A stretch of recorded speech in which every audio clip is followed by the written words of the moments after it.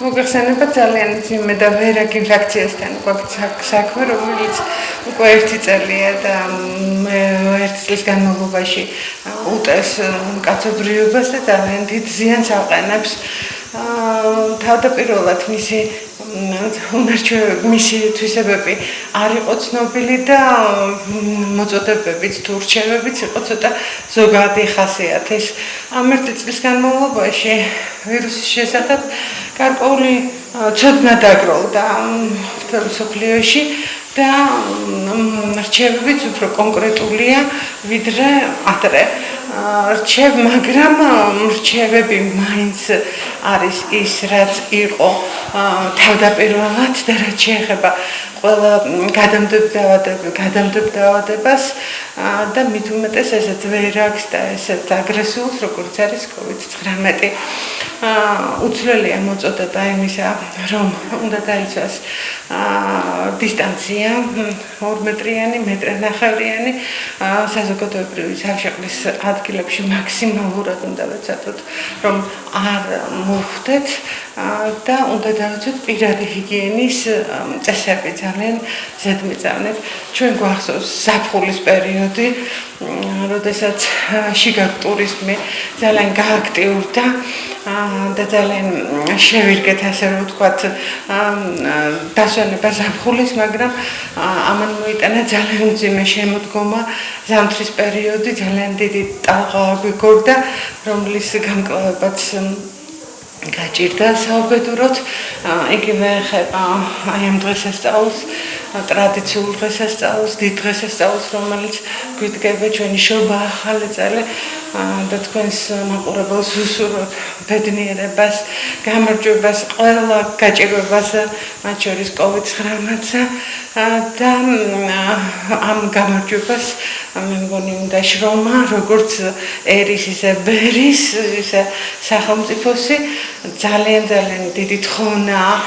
მიუხედავად იმისა, რომ სახელმწიფომ დაუშვა გარკვეული შესაძლებლობის მოხსნა, მივიღებთ ამას ძალიან ფართედ და ეს იყოს მხოლოდ იმ შემთხვევაში, როდესაც ამისი გადაუდებელი საჭიროებაა.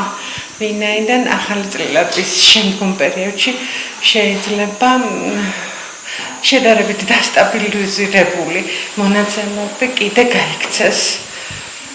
და აი თავდაპირველად როგორ უნდა აღნიშნონ თვითონ ოჯახებმა ახალი წელი, როგორ შეუწყო ხელი ვირუსის გავრცელებას?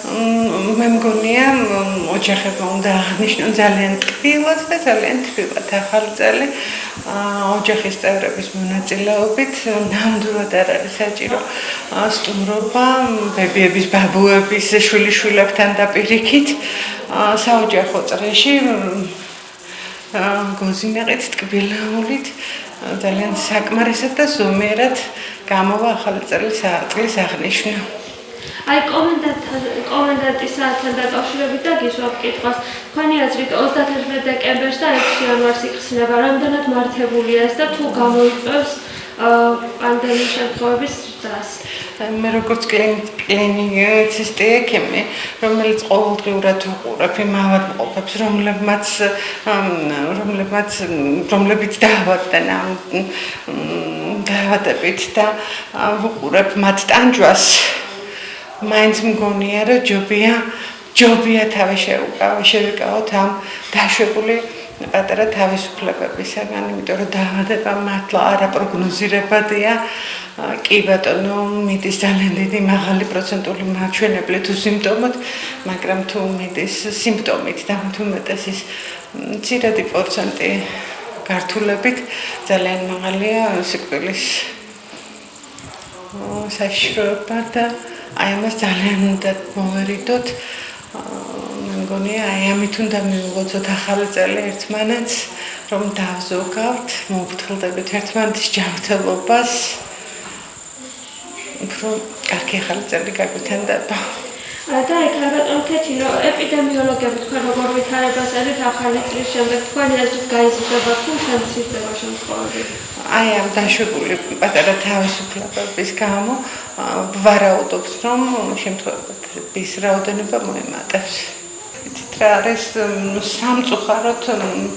სამწუხაროდ ეს არ არის ის შემთხვევა, როდესაც თითო ადამიანს, თითო ეპიდემიოლოგი ან პოლიციელი დასდევს უკან და გვინახავს ჩვენ აღმოსავლეთის ქვეყნებში, ასე რა ქვია, როგორი დასჯის საშუალებებია, თუ მოსახლეობა არ იცავს იმ რეკომენდაციებს, რაც სახელმწიფოს მიერ არის გაცემული.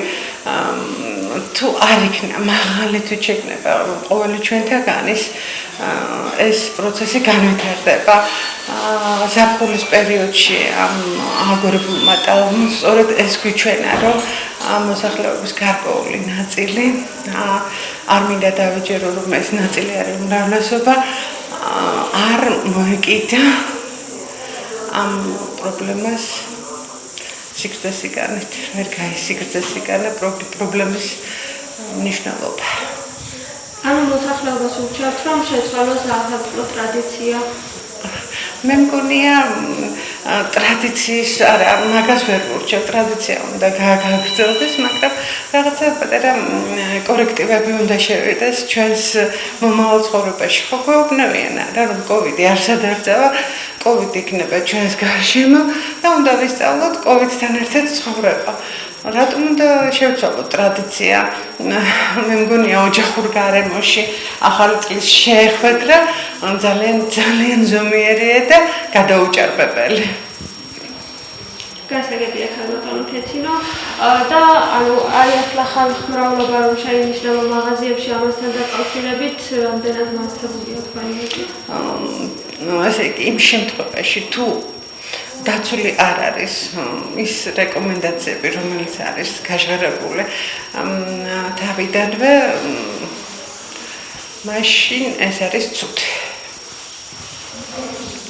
სოციალური დისტანციის და ჰიგიენის წესების დაუცველობა მოგვიტანს ცუდ შედეგს ძველი ახალწლისთვის დაახლოებით.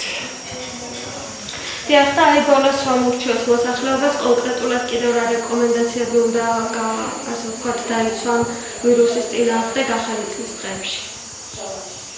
მოსახლეობას ახალი წლის დღეებში ვურჩევთ რომ დაიცვან ის რეკომენდაციები, რომელიც ზოგადად არის მოწოდებული, არ არის აუცილებელი, რომ ვიაროთ ერთმანეთთან სტუმრად, არის ათასი საშუალება სატელეფონო და ვიდეო კავშირებით, რომელთაც შეიძლება ძალიან კარგად კომუნიკაცია